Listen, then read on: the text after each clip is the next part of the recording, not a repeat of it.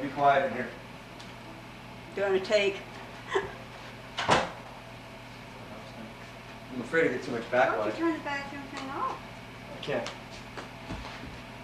Just over something on it, so it's not a.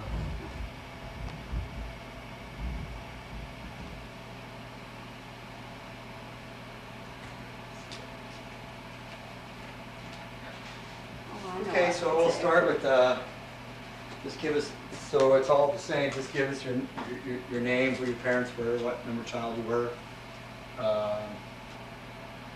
Should sit over here, I guess. On this part of it, we do that? Yeah, even in this part of it, just so it edits together, where you were born real quick. Then we'll just go right into Jean, introduce. That's just her part of it. Yeah, and then you. Yeah, Just so it's all, the editing's the same, that's what I've done for Yeah. everybody. And then once we're done with Jean, we'll just start all over again with you. And then Jean, then you can give your age and stuff, and then you retired when you were born. And, when I was born, I didn't retire. yeah, well, okay, whatever. Whichever. Whichever way it goes. And relax, and it's already on, so you just start anytime you feel ready. Okay. My name's Betty Resenbeck Gerber. I was married to Doug's father for 7 years, and now I'm married to Jean Gerber. We've been married 23 years. I was born July 5th, 1932. I had 3 older brothers, and I was the baby. I was a stray. Who are your parents? My Homer Jones and Aurelia Jones. And you're the youngest, right? I'm the youngest, yes. Okay. Tell us about Jean. Oh, I married Gene in 1968. He married me with 4 teenagers. A little bit crazy, but he took them on. He did very well. He was real nice to my mother and his father, and we had a real good time. I was very impressed with how good he was to them, and how he tried to raise my children, and they resented him at the time, but I think now they kind of appreciate it. And when were you born, Jean? August the 16th, 1925. And what did you? And tell us just a little bit about your life. You went in the Merchant Marines, right? I was in the Navy. Just when I got away from home, World War II, and then I came out and worked as a maintenance man for a while with cable and television cable, and then I traveled around the West, and I came back in the cable a little while, and then I went with Kimmel International, which is in Jasper, Indiana, and enjoyed it very much. I spent 22 years there, and now you're retired. retired. You were in the Merchant Marines 16 years. Well, that's 16 years before I came back and stuff. Traveled a lot before I got back to Jasper and stuff. So where do you live now? We live at Jasper, Indiana, but we're here vacationing in Florida. Doug had to come from California to Indiana to Florida to catch up with us. So you moved in with Jean out of Jasper Lake, is that correct, or Idlewild Lake? No, No. we went to 1440 Dewey Street, and with the cabin out the lake where we live now was just a vacation thing. And then we moved in after the last child married and left. Then we went out to Jasper Lake to live. So that's where you live now. That's where we live now. How much did you pay for your cabin out of Jasper Lake when you got it, Jean? Well, when I got it, it was just a wreck and everything. I just bought it to resell for the guy that owned it to resell it. But he talked me into buying it, and I paid $115. Or wait, excuse me, $315. $15 was for the insurance on the place, real estate insurance and stuff. And like I said, it was a wreck, and we had to rebuild it all over. And now it's worth about $37,000. About how much were you making a year then? Do you remember? When I was hauled back in, Uh-huh. let's see, I was making pretty good about that time, all from different jobs all around the country. But I had some pretty good construction jobs, railroads and stuff like that. Basically, I probably was making more than I ended up making at Kimball on the year. Any idea of the amount of that? Oh, I was making around, at that time, around $35,000 a year, which was very good. And what year was that? Do you remember? that was from 1946 up until, let's see, 46, around 1952, I think it was. When, So when you met Mom, Mama Jones is still alive, right? And so what did Mama Jones think about you two getting married? What were your feelings about Mama Jones? Just the idea of getting married after being alone for 10 years, because I've been married 7 years, then I was alone 10 years. And then after my dad died, she and I moved in together, so it would be easy to take care of the kids and maintain only one property instead of two. And then I met Gene, and she thought, oh, what's she getting into? But he was real good to her, and she fell in love with him. He ran over her in grocery stores with carts and played all kinds of tricks on her. And his dad was widowed then, and we took them places together, and they enjoyed it, and she enjoyed him. So now, Gene, you knew Uncle Tom and Uncle Norb, all them when you were young? oh yeah, I knew the whole family for years. I run around with Tom and Norb all together. In fact, I built their first kitchen cabinet on the first marriage and stuff. I built that for them. Norb? No, mine. No, on his and Mine, when I was married to her dad, he came visit and built our kitchen cabinet. He was just a big brother. He knew my big brothers, and he was always a big brother, never dreaming that we were going to re-meet in this way someday. Well, I knew Donnie Resenbeck for years too. I mean, it's up and we got along good too all the time. So what did you think of Mama Jones? She was a great woman. I mean, I always did. She was outspoken like I was. We got along good and stuff. So what did you remember about Uncle Buck, Homer Jr.? Did you run around with him too then? Oh yeah, we drank them any time together and stuff, and run around. We could see who would out-drink the other one, which wasn't too good. We both got pretty well pooped.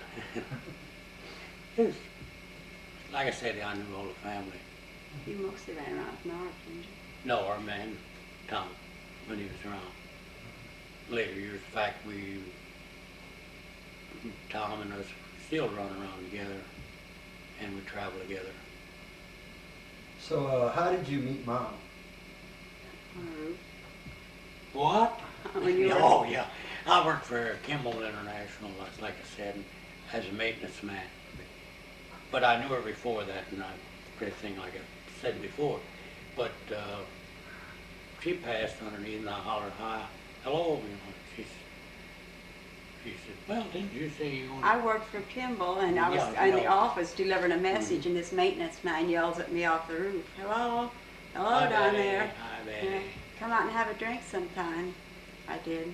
Now it's 23 years later. Oh, that's not happening. I didn't know it for sure. Tell you the truth, you don't think that. But we had a good life together, and I think we got a lot more years. We travel a lot yet. So what was it like raising 4 children that you just got that were all teenagers out of nowhere? Well, I mean, it's everybody's handled that before. That's nothing different. I used to, like I said, I was in the merchant fleet, and I handled younger teenagers in the summertime, so I knew how to handle them and stuff.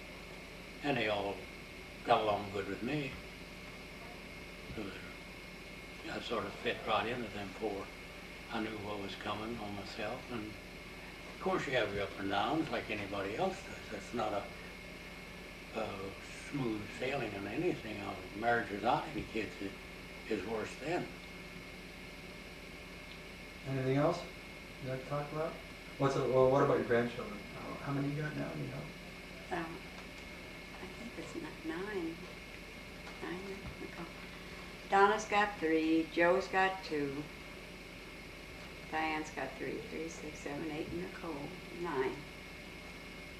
And that's another thing I like about it, it's grandchildren. Because there's never a dull moment, and they all like me. Seem to like me, I mean, I don't know if they do. He has a sign hanging up. If you ask Mom and Dad, they won't let you ask Grandma, and if all else fails, let Grandpa, he'll let you do it. He does. Well, I mean, like one time they come in, like, who was it? I want to go in the water, yeah. Oh yeah, there was Jonathan and Renee wanted to go in the water in the spring, and they said, no, it's too cold. It's too cold. And he was arguing, raising heck, and they wanted to go. Mama, I want to go. Grandma. And I said, well, go ahead, kids, go out and go swimming. So they went out, and she raised heck, and she said, that's not the way to do it. I said, don't worry, they'll be right back in as soon as they hit that water. Sure enough, they were right back in. It's too cold out there, they said. So. Well, great. So anything else you'd like to say to anybody? You, Mom, for now? No. Wave You bye. Want me to go bye-bye? You want you to go bye-bye. Would you leave? Thank you, thank you. Thank you. Good job. You can go for your walk now. You sit in the middle, Mom. Mom. You should have to go for my walk now. I thought you said, well, good try. I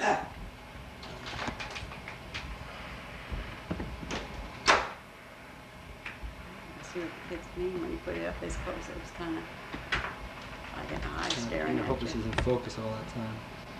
Just noticed that it wasn't on. Yeah, like Mary Lou said, if you got to have a rerun.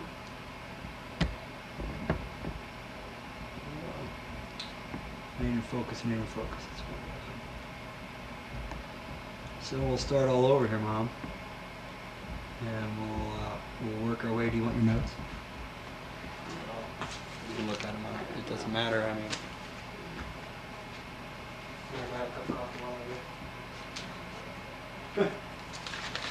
Yeah, I'm gonna relax a bit. Whatever turns you on.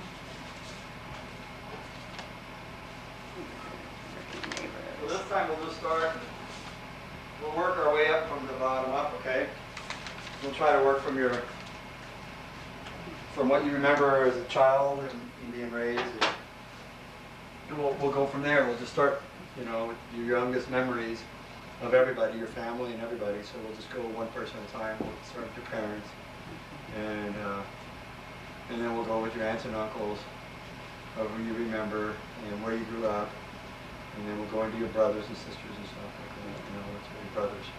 And then we'll get into your children and their first marriage and their second marriage and whatever goes from there. Okay? Yeah. So we'll start with your name and date of birth of your parents. Okay, I was born July 5th, 1932. I always say my name is Betty. I was baptized Elizabeth Adelaide, which means Elizabeth Alice, and there was a priest there that thought Alice wasn't Christian enough, so Adelaide is Latin for Alice. So that was Betty Alice Jones, Elizabeth Adelaide Jones for the record. And born July 5th, 1932. I said that I was a stray in the family. My brothers were older. My oldest brother was 12 years old, and the next brother was 11 years old, and then my next brother was 5 years older, and I think I was kind of a slip late in life maybe. But they spoiled me terribly. It was great growing up with them. And I grew up greatly. They thought I was a little daughter, princess, and they treated me like that, so I always felt secure because of that. My oldest brother, Homer Jr., I always called him Junie as a child. He was my rescuer as I was growing up. When I fell in the neighbor's chicken pen, or when I fell down outside and cut my leg, things like that, Junie always rescued me. My brother Tom was a roamer, and he'd come home, big hero to me, on his motorcycle, pick me up at school and take me home, and I thought I was really big. And my brother Narv took me a lot of places because he was closer to me. They played, and sometimes, excuse me, sometimes they'd get tired of me and they'd hide me under a tub and go off, tell me they were playing hide and seek and go off and leave me. But it was great growing up like that. And when we were growing up, we didn't have television, and there was no big deal because you can't miss something you've never had. We did have radio, and we would listen to these stories, serials that was continued from one Saturday to the other, and we always looked forward to that. But we played outside. My mother read to me. My mother read to us. That's one thing I remember.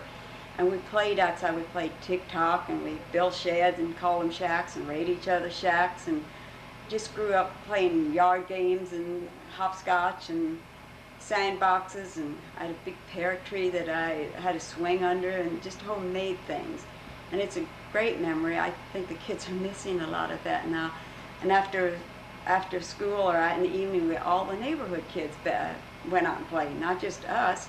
We played, unfortunately or fortunately, there was mostly boys in our neighborhood, so I kind of grew up a tomboy in self-defense. And my brothers kind of played tricks on us sometimes. There was a thing I remember, they had a Betty and Benny pole. This great big pole, some performers came in and built it on top of the theater. And it was like 50 foot up in the air, and they danced up there. So next day in our yard, my brothers built a Benny and Betty pole. But guess who had to go up and dance? My neighborhood girlfriends and I had to. One time they built a wrestling match. My brothers put me in. We were the wrestlers. I was a toy or something to play with when we grew up. And then what do we want to go into next? Let's talk about your parents. Who are your parents? Okay, Homer Jones and Aurelia Troxler Jones. Her maiden name was Troxler. And just for the record, where were you living up during all this when you were young? Up on a big house on Main Street, 1440 Main Street. It's since been torn down, and apartment houses are up there now, but it was a nice yard with a big pear tree, and out in back there were cherry trees, and out in back of that there was coal sheds. Everybody had coal then. And that's where we built, between the coal sheds, we'd build shacks, and that was a big deal. If you had a shack, you know, all neighborhood kids came to see you. And there was a couple boards over the top of the 2 coal sheds, is what it amounted to.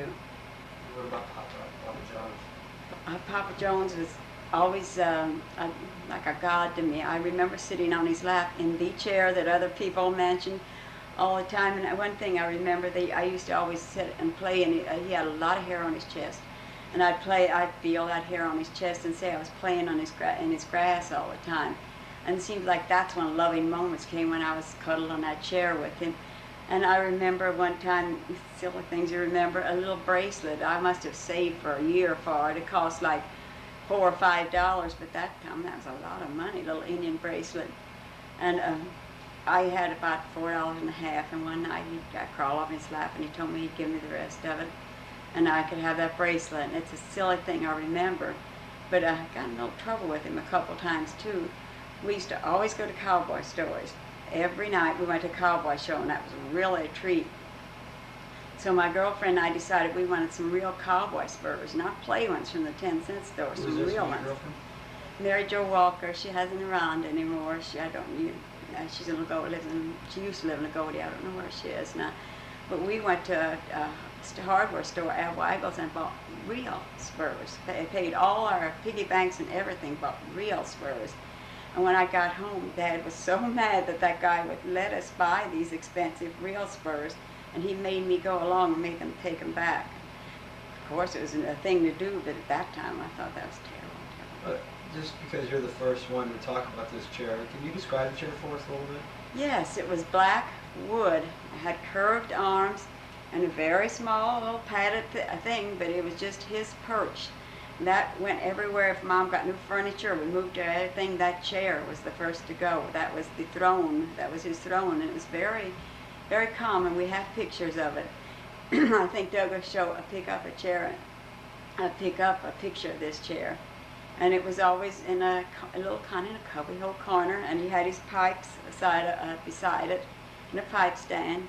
Didn't smoke them very much, just a little bit. In the evening he smoked, but it was him. That's the vision we all remember. What did Papa Jones do for a living? He, what I remember the most, he delivered 7-Up and some kind of orange crush.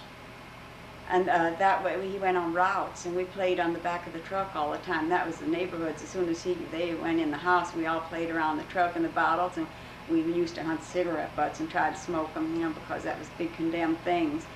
And I got to go along with him on his run sometime, and that was a big deal to get to go along. And he always brought us dogs, and he'd bring a dog home, and Mama Jones said, "That's the last dog in our house. If he'd get killed, because we'd all have funerals and be heartbroken." And she'd say, "Positively, no more dogs. That's the last dog in our house." But Dad loved dogs, and a month later, one accidentally followed him home in the truck, and we'd start all over again. And I believe that's why I love dogs now, because he always brought dogs home. So they had a shop down now where the turned American Bank is. When did you guys? Yes, that was later. That was later in our life. I went away to school to St. Mary of the Woods, and while I was gone, they moved into. They had a business building down there, and he had a garage. It used to be a garage a long time ago, when Tom and them were little. When I remembered, it was an electrical shop, and they started in their own business at that time, and they were all electricians. And we made an apartment above it. And when I came home from school, that was the apartment. So they had that garage in the family before, Yes, while you lived up on Main Street? And then he went down there to work, or he was a 7-Up dealer and other things before he went in business for himself.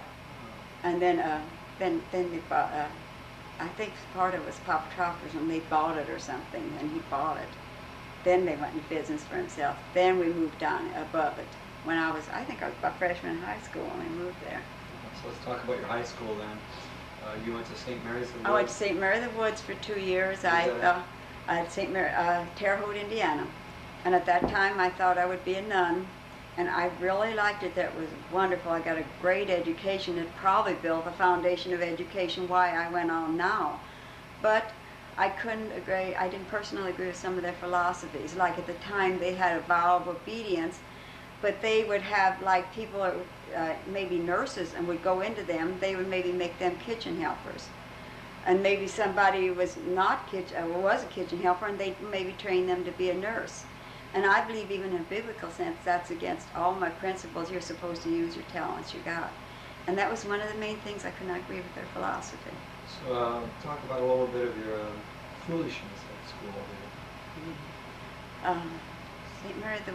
Mary of the Woods, we were pretty good.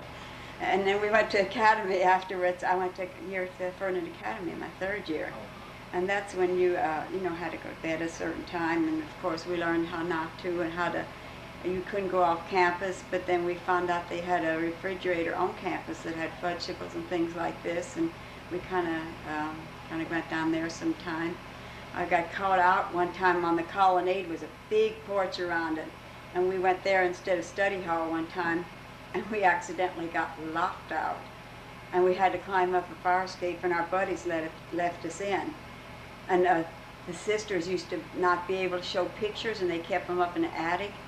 And one night we found out how to get in the attic and went well way up in that trunk and got all the sisters' pictures out, how they looked like before they wore the habits at that time. We thought that was real risky. And one other time I got caught, I was sneaking into study hall. I was crawling in, and my buddies in front of me and back of me were trying to cover for me, and I was crawling in, and the head nun was standing up all the time at the desk watching me come in, and she says, "Miss Jones, where do you think you're going?"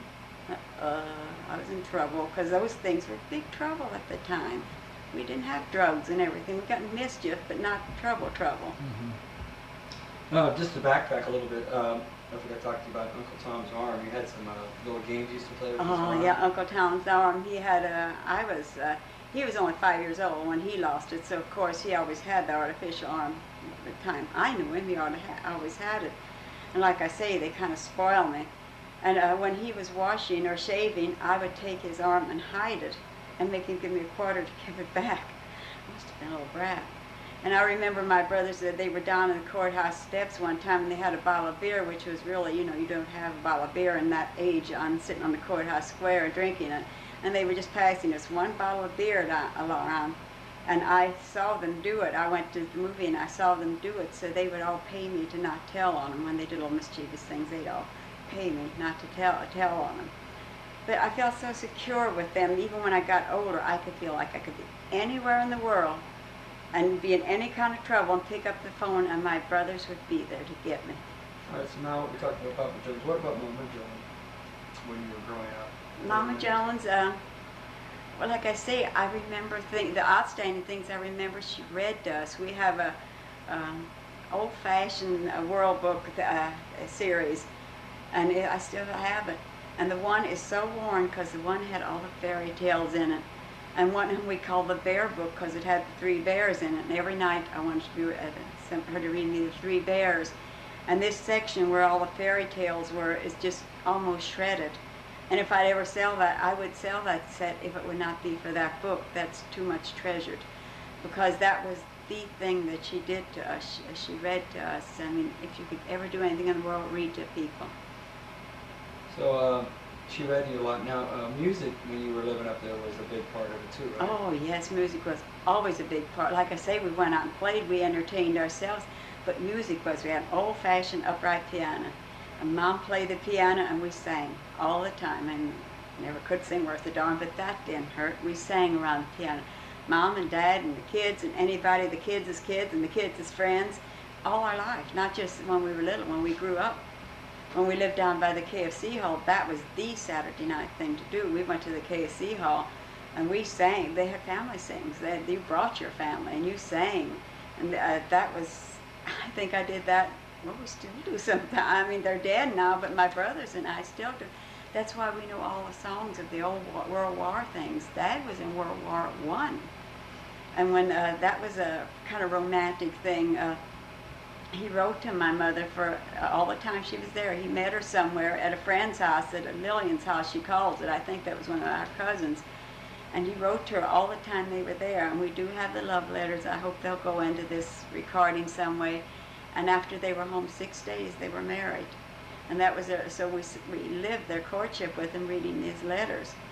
But I remember, that they talked about the World War I, because that was when I was little that they talked about it. And they sang all the World War I songs. We had the sheet music to all the World War I songs. I still have a lot of those. And when they start talking about the old wars and start talking about World War II, I thought, well, what happened to World War I? Because that's what we remember Dad talking about. I have pictures of him. I remember when the Second World War was on, my brothers were in. I mean, that was traumatic to me because my brothers, were my life. And when the war was over, the peace was declared, the day I remember that. And the funniest thing, I asked my dad, I said, now that the war's over, will there be more news? Because I always, as a little child, that was the impression, all news was war. That's what all I thought it was. And then when the war was over, I said, will there be news? And he assured me there would be. Where were you when the war was declared? When peace was declared? I was at home. I was at home, and Dad and Mom came out and told me it was on the radio. They came out, and everybody was all excited, around this radio, and World War I was over. And the boys are coming home, and it was a thing when Johnny comes marching home again, and it was really, they stole some songs from the First World War to use for the Second World War, even the patriotic things. And all I could think of is my brothers are coming home. When did they come home from? Do you remember that? It was shortly after. They got them out pretty quickly. They got them home pretty quickly. Did you have a big party, or was it? Oh yeah, it was just love. It was just, I don't know, party. Because I remember, I must have been maybe 11, 12 years old. I can't figure out how old it was. Big enough to appreciate it, but not big enough to have the serious memories. But except that they were gone and they were going to come home. So there's some stories about living across from the jail with Papa John's. Do you remember any of those? I remember them, but I was bigger yet, and it was Judy and the other kids that did funny things. The kids, people would be in jail, and we thought it was funny to wave to them and things like this, and yell at them. But it's mostly Judy and them that remember things from there, because I was older then, and we did hollering and acting silly and stuff too, but I was older then. All right, so you got out of you decided not to become a nun? Was that what happened? Yes, I decided to, really, because I couldn't believe in a lot of their beliefs, that particular thing. Then's when I went to Fernand Academy for a year. And then I decided I wanted to finish in my hometown, so my senior year. I wouldn't have probably had to go back. I had enough credits to graduate, but Mom and Dad said, no way, you're not getting out. You're going to school another year. So I went to school another year. And I could afford to be mischievous and things then because I didn't need any credits. I just needed, I think, one credit. And we did things now I'd kill my kids for if they did. Like one time we played hooky and hitchhiked to Huntingburg, a little town 6 miles from us. And we thought we really did something. We got in the bus and came back. We really got by with something. And when the bus stopped, one of our teachers was standing there and met us. So he didn't tell on us, and we loved him, and we were really good for the rest of the year for him. We get killed if we got caught. Was that the year Jasper went to state? And I was at Fernand Academy the year I went to state. It was a class of 49, and I was a class of 1950. But a lot of my classmates were in that, and we still have class reunions. We got a very, very good class of 1950. I'm glad I finished in Jasper, because we are still close. It's been since 1950, 1990. 59, 40 years. We had it 40 years, and we are the class as big as it was, 86 members. I mean, not real big, but we are still close, all the class members. I remember a little funny thing that happened with Papa Jones. We had milk delivered by a horse and buggy, and it was Eckerly's Dairy just above us, and the horses came down the street, and if they poop in front of our house, Papa Jones, and everybody calls my dad Papa Jones, would run out and get the manure and put it on the garden. And he said it was good manure. We had the best garden around. But my mother would be so surprised, so embarrassed. She said, "Can't you wait till after the dark? What will the neighbors think?" And that was a funny thing we always remember about him getting the horse manure off of it. He always had a good garden, and that was really a hobby of his, to have a good garden. I remember as kids going on. Do you remember? Maybe my children remember too. Of going, they had a thing they called the old college up by an old swimming pool, and they had a great big room like an auditorium with a stuffed elephant in it, the old college. And the room was getting kind of dilapidated, and we weren't supposed to go in it, so we'd have to slip up there and go and things like that. That turned into what then later, the old college? It's a home for old retired men now, for retarded men. They still, it's a folks for them. So then, What about your grandparents at the time, Papa Fox? Okay, I remember them, but they were always kind of properish. I mean, we were kind of fun-loving and all the time and everything, and they were always kind of properish. And we had to go see them. I mean, we went to see them when we were real little. We thought, oh, we have to go to our grandparents. And every Sunday after church, we had to go there. And we'd sit there and do our proper visiting. And then she'd always say, and I'd give them she'd tell him in German to give us a nickel, and then we'd leave. But she thought we didn't understand, but we waited for her to tell him. She told him to give us the nickel. A lot of times she gave us silver dollars. I wish we would have saved them all. And I remember my aunt, my mother's sister that lived, was Mom Pop Tropper's daughter. And she died very young. I remember her. And she was always very clean, and we'd come and she was always washing her face, but she always tried to sew our Girl Scout badges on and things like that. So you were in Girl Scout when you were younger too then? Oh, I was Girl Scout, yeah. A long time, about as many years as they had. We didn't have brownies then. We had to be in, we went to regular Girl Scouting and just a few years a senior. And I belonged all the years I could belong, and then I became a Girl Scout leader. As my kids were growing up, become Girl Scout leader. I was in, I guess, 10 years. And I had 32 girls, and I kind of followed them through.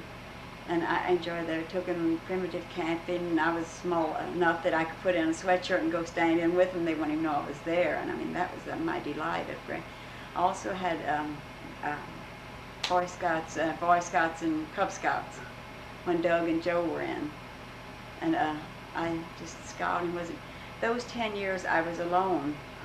I was married for 7 years to Doug's and Joe and Don and Diane's dad. And then I was 10 years divorced, and I lived alone or with my mother. And those years were very, they were struggling financially, because all I had is what I could earn. I didn't get very much support, and all I had is what I could earn. And there was a little struggle financially, but we always managed, and we had fun. Those years are not regrettable years, because I had more time to spend with the kids. I lived with Mama Jones, and she'd take care of them during the day. Then I'd come play the daddy role at night, and we'd get once a week we got to go out for supper. And on my payday, we'd get to go out for supper, and we went on vacations on a shoestring. They never knew that they were kind of poor, because we did dumb things. I mean, we'd go on a shoestring. I even drove to Chicago one time. I wouldn't do that for anything now. And took them to Colorado with just exactly enough money to get there and get back. If we would have missed a train, which we almost did, I don't know what I would have done, but it was fun. It was challenging. It was fun. I liked doing it. I'm never sorry for any of that 10 years. So when did you get married out of high school? You got out of high school, and then what happened after that? You skipped a couple of years. No, I graduated at 17 and got married at 19 in 1958, 1958, so 7 years before 1958, 1951, I guess. So were you working at the time somewhere? Were you? Yes, I worked in the General Electric making radio tubes. When I was real young in high school, we worked at a glove factory sewing, and that was about the only thing kids could get because I wasn't 18. I was too young even when I graduated. I was 17, and I was too young to get anything. You had to be 18 then at the time to get anything. So I worked at a glove factory. Then when I was old enough, we went to a radio tube factory. We made the radio tubes, which aren't even in existence now because we had transistors and everything, of course. And that's where I was working when I met Don Resenbeck. So was that the glove factory right behind the house there, basically? Right behind, it's down there on the square, really. The face is the square and the backside is on 7th Street. And that was our old thing. And we worked at General Electric. We had to go on a carpool and go to Huntingburg. That was back and forth. And then you met Don when? In the last year of high school, well, I was 16, I guess, so the summer before. And then we dated that year, and then I was 19 when we got married, I guess. Let's see, maybe like a month or so being 19. And then I was just about 20 when Donna was born. And then I had Donna. The next year I had Joe. The next year I had Diane, skipped a year and had Doug. So 3 Mays in a straight, and I skipped a year and we had Doug. So we had 4 children. That was pretty tough having 3 children in a row. You like pregnant all the time? Right now, when I look back, it seems like how in the world did I get through it? But it was so natural to keep living through it now. And having them all, you were so busy taking care of them, you didn't have time to stop and say, I feel sorry for me. Because like when I'd take them all 4 walking, I'd have 2 of the hands, and the other 2 hands, they'd have to hold each other. And many a time, and I think if I had somebody tell me now I had to raise 4 children virtually by myself, I think, oh, I'm glad I didn't know what I was facing when I was facing it.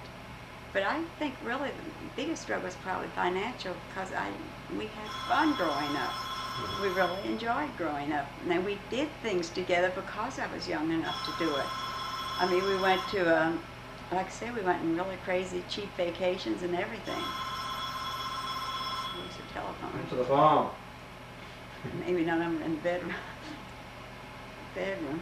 So then you got a divorce, and 7 years later, is that right? 1958, yeah. We were together 7 years. And then we got divorced in 1958. And then I lived alone for a while. I had a house.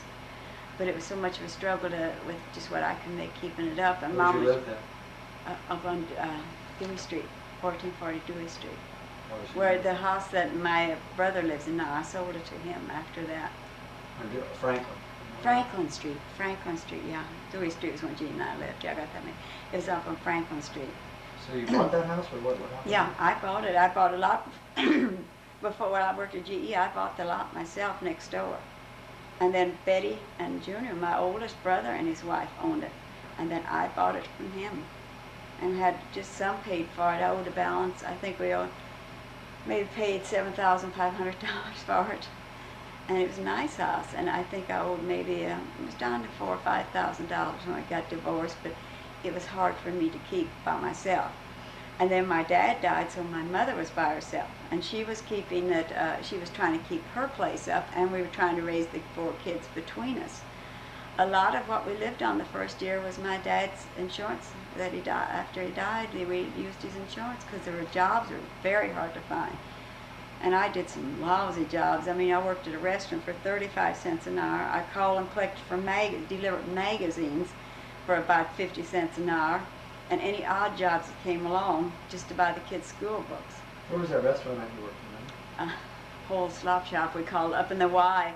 It was a restaurant, and it was kind of a nice restaurant, and they were good cooks, but they weren't very good to their employees. They paid 35 cents an hour to the teenagers, and maybe I got a nickel or 2 more for it. And we had to take the orders, then go out in the kitchen, change our apron, cook the food, change our apron again, and go out and deliver it, and stay afterwards and scrub the floors. That was kind of lousy jobs you had to take. I took them because I needed a job. I took any kind of job. That year, then when I did get a decent job, I appreciated it. That year, that was 1958, I learned more in that year than any one year in my life. Even in college, that was a more knowledgeable year because I had to struggle like heck. And I had to find out what it was to fight the world. I had to fight back and didn't let people run over you. Had to learn not to, and to say, hey, I can make it. I raised those 4 kids. I never had to take any welfare, never had to take any charity. My mother helped me, and that was charity, but no outside charity. And I had to learn to fight the world, and that was a very, very educational process in that year. Then I got a job at the hospital, and I mean, that was a big pay at the time, $1.20 an hour, and that was considered pretty good pay at the time.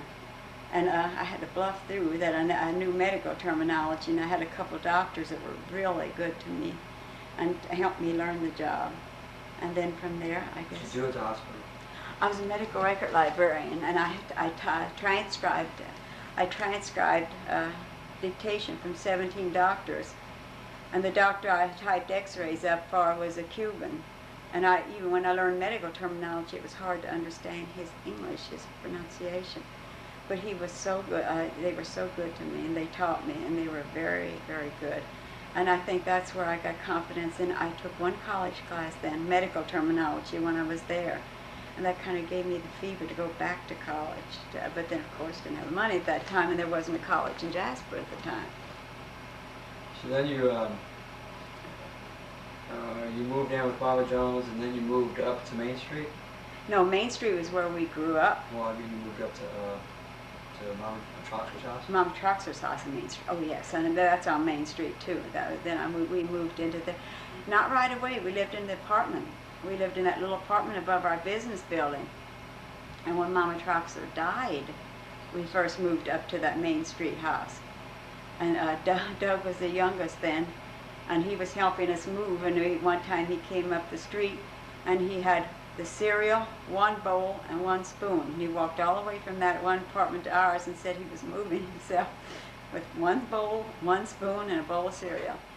And I remember things like that about us. And it was my brothers again came to the rescue, and they rewired the house, put new wiring in, and put a new furnace in. It was a nice house. It was a great big old.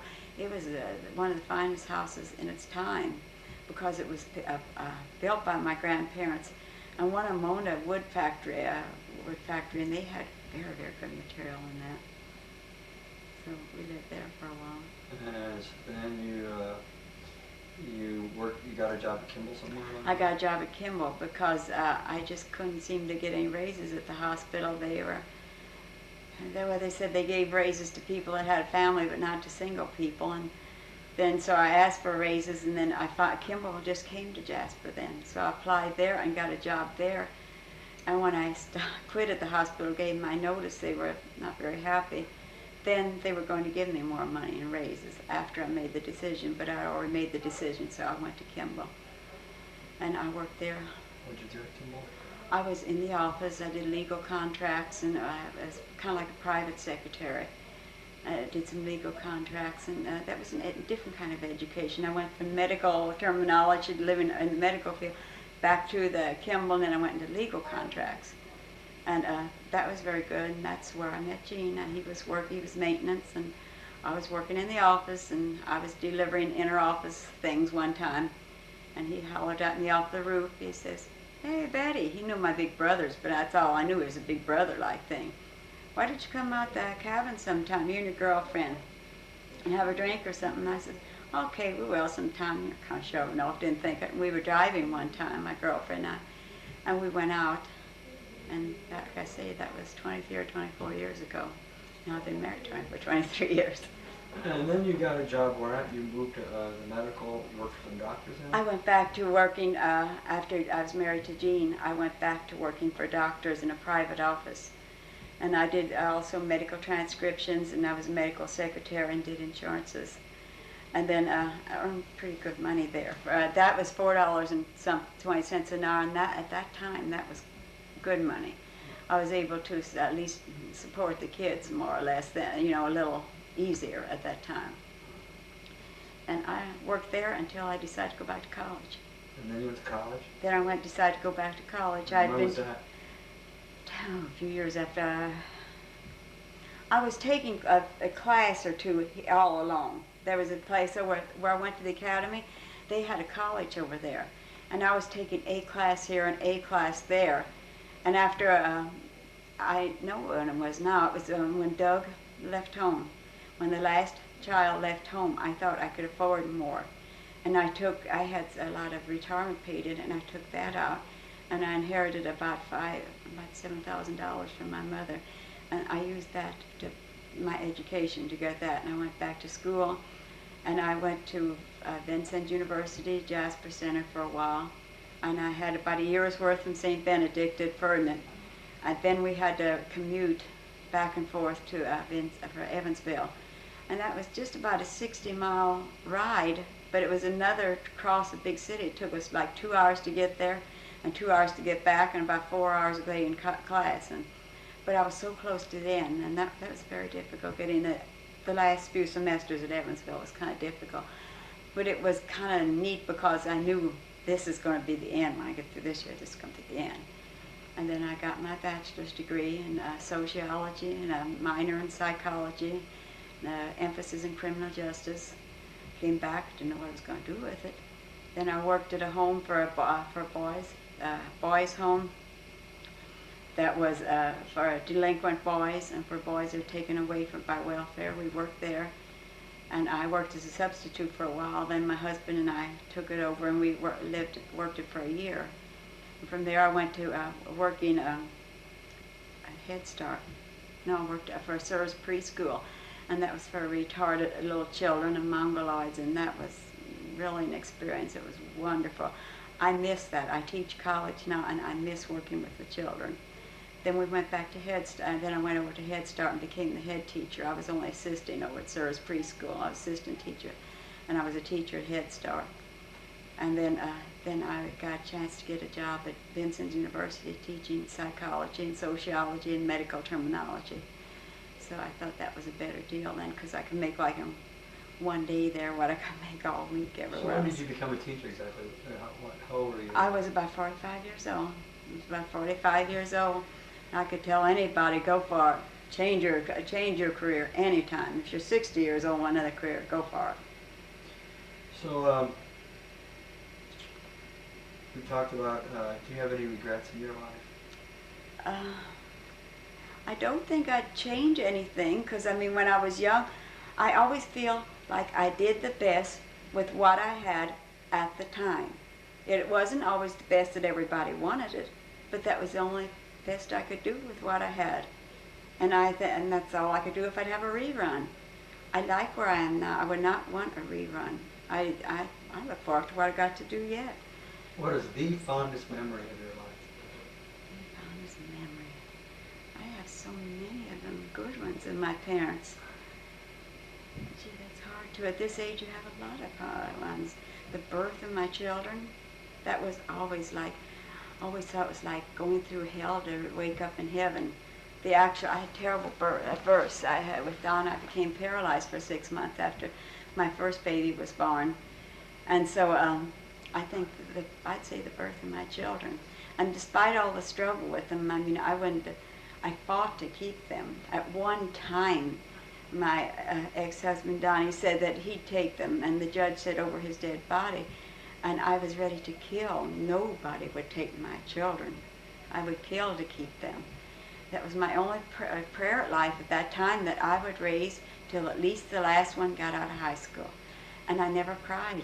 I got real hardened during that year, 1958. I didn't cry until the last kid graduated. So then, so how would you explain Betty Gerber to your great-great-grandchildren that will never meet you? What kind of woman are you?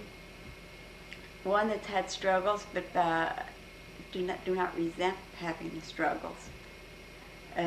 I think it was meant to be, and the struggling years were the most educational. The struggling years were, in a way, the happiest. In the way it sounds funny, but in a way, the happiness. What would I tell the children, maybe? No, what kind of woman are you? What kind Explain of your woman? personality. I like to have fun. I like to be crazy. I thank God for a sense of humor. I'm like, God, I couldn't have got through life without a sense of humor. I don't believe you acquire a sense of humor. I believe it's God-given, and you grow up with it. But you wouldn't have that if it wouldn't be nourished for brothers and sisters and people on the way. And I think the sense of humor helped me survive a lot of struggles. And I'm a better person because I had the struggles. And I am a contented person now. A lot of people say, oh, they're not rich by our standards. I have contentment, and that's richer than any money. Most rich people, I know fellow teachers, and I know a lot of people that got big houses, and they've got a lot more than I have, and I would not change a minute of my life for theirs. We missed one thing. What about your hobbies? My hobbies, well, I have like 300 elephants, and all sizes, elephant earrings I wear, and all sizes, and it's just a kind of a funny one. I also have spoons and thimbles and little metal things and a lot of things. I think I'm an impulsive collector, but I'm keeping the small collections now that I could get in a shoebox if I have to. Where did the elephant thing start? You know? No, I just found kind of a cute onyx one time, and then I was on a bus trip. I was on a Head Start convention that they had sent me to, and I found some more onyx ones,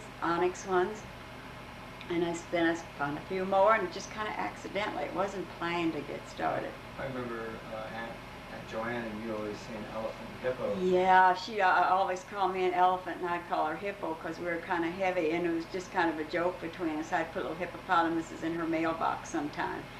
And she'd send me cards with elephants on them. But I think elephants are neat animals. I'm worried about their extinction, really, because they're so neat. They're gentle. They're great, big, gentle things. And I like the animal elephants and real animal elephants. So to wrap this all up, what would you what kind of advice that you have learned throughout your life that you would best pass on? Be close to family, throw away the televisions. I think television, to me, has corrupted society. If anybody think what they could do now for a month without a television, they'd get hyper, if most people will.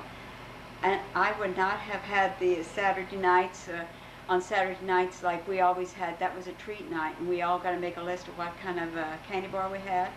And this was a big special. My brothers got to go to the store. I was too little. And bring them home with my candy bar, and we shared that evening. That was a big deal. We shared other things at night. We talked. We played games, and they're not doing that now. We knew how to entertain ourselves, and we had fun. If I could make the world over, I'd throw away the televisions, and unless it could be controlled. Of course, we can control it. People can control it, but they don't. They're too much of a habit for all of us. I mean, we watch it. And it's kind of a habit now. I would say get an education. Get it younger if you can. If I'd have to do it over again, that's one regret, that I didn't get it a little bit younger. Get an education. 100% read. Read to your children. And that's another thing that's falling out, the reading, because of the darn television. I kind of like television going lousy now. We only got 2 channels. I think it's doing great for reading. You don't want to read it anymore. Well, explain why you only have 2 channels. We live in a fringe area. We live out, and we haven't got cable. And they think it might come someday, but I don't think I would really want it, because I've gone to so much to reading, and it's a world of your own. Children learn to imagine if they read. They don't have it pictured for them. They have to read something on a stormy island, and they have to think that themselves. If they learn to think, I'm afraid the younger people are not thinking, because the television thinks for them. So I would eliminate a lot of television. I would advise reading and education and closeness to family. Is there anything else you'd like to say at all that we may have missed in your notes over there? I don't know. Any stories that you want to take a minute to look at them and see if there's something we missed? Yeah, I can't think of anything. My worst worry in life would be losing my children before me. That's I used to not worry about much things because I had to just exist for those 10 years, and then things went a little better for me. And now that things are going pretty smooth, I just would worry mostly about losing my children. I'm more of a worrywart now. I had written down here, these are bedside notes. I think of sometime I'm going to write a little booklet to hand down to my children and grandchildren. And I ask my classes, what is your idea of heaven? My only thing is where everything is fair. I think if everything in the world fair, we'd all be great, but that's, of course, an idealistic thing. My brothers were Narby, Junie, and Tommy. They laugh now when we call them that. Oh, where did Uncle Buck get his name? Why do I call him Uncle Buck? And you Buck guys call him- Rogers, Buck Jones. Uh-huh. There was a space guy, a big cartoon character or a comic strip character. His name was Buck Jones, and they start calling him, and that's how his name is Buck Jones. But it was Homer Jones Jr., and to me, he was just Junie growing up. And there's funny things here. My girlfriend and I had one girlfriend across the alley, and we went camping all the time, and that consisted of going up under a big shade tree at the corner, eating peanut butter and pickled crackers. That's where I got that. I think I still eat peanut butter and pickle sandwiches. But this girlfriend was Delma Miller, and I grew up with her. Another thing, my advice that I got from Dad that I would like to pass on to somebody, never depend on anybody else to take care of you. Learn to take care of yourself, earn what you want to yourself, and if anybody ever gives you anything or helps you out, consider that a bonus, but don't depend on it. Speaking of that, tell the story about your first time you drove. Was that with That was your daddy, the children's daddy drank pretty much, and he would park at taverns and not take me home, and I was afraid. So one time he parked me there and said, there's the road taken, and I did not know how to drive. My brother had taught me to guide. My brother Norb used to, on back roads, he let me guide all the time. And I drove home from Saturday night around the main square, and one of the policemen said, Betty, turn your lights on. I didn't know where the lights were.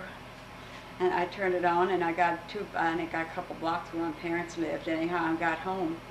And the next day, my dad taught me to drive. And he said, this is the gift I give to you. And I said, gift, I'm scared. He said, you're going to learn to drive. And he made me learn to drive. I was older than the usual people learning to drive. And he made me learn to drive and made me get my license, and it was a gift. At that time, I thought that was, I don't ever have to drive. I'll have husbands, I'll have Dad to take me somewhere. And how would we existed without driving? So my dad gave me honesty, the advice to take care of yourself, and he taught me to drive. And what I mean by honesty, he made us so conscious that we should never take anything or break anything of anybody else's, that one time I took a penny off of the table and I wrote a note and told him that I took that penny. And I still to this day, if I pick up a paper clip or something in a public office, I don't feel like taking it without asking, because it was so ingrained. You do not steal, you never steal.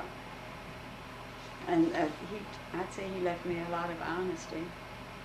I love another joy in my life now is grandchildren. I love grandchildren. I love them all to come. I like to get them play in the mud and get them all dirty and give them cookies that their mama won't give them, and give them things and then send them home. I think we're supposed to send them home. I feel very secure with my family, with my brothers, even with nieces and nephews, and even some of them that maybe aren't the most perfect ones.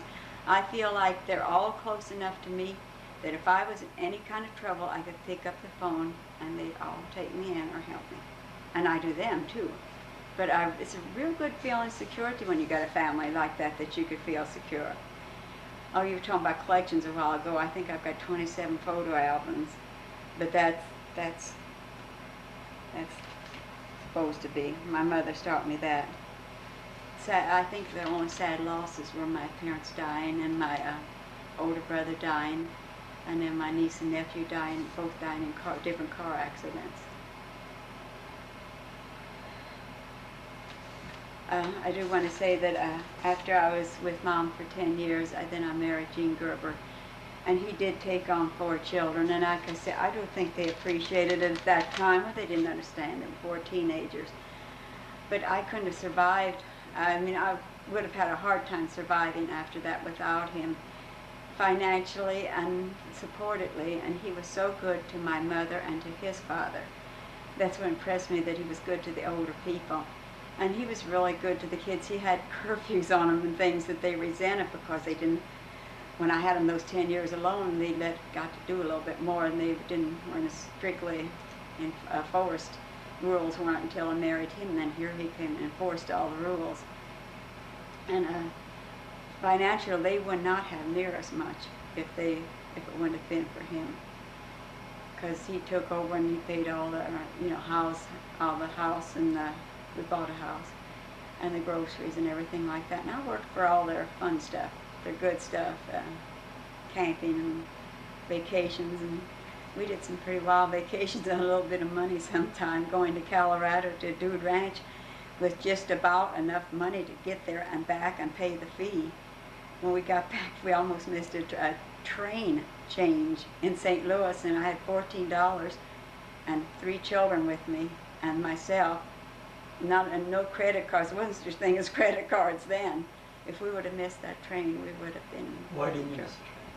We didn't miss the train because there was a big black man came along and saw us struggling, 3 little kids and a woman struggling, and he picked up our suitcases and helped us run from one train to the other.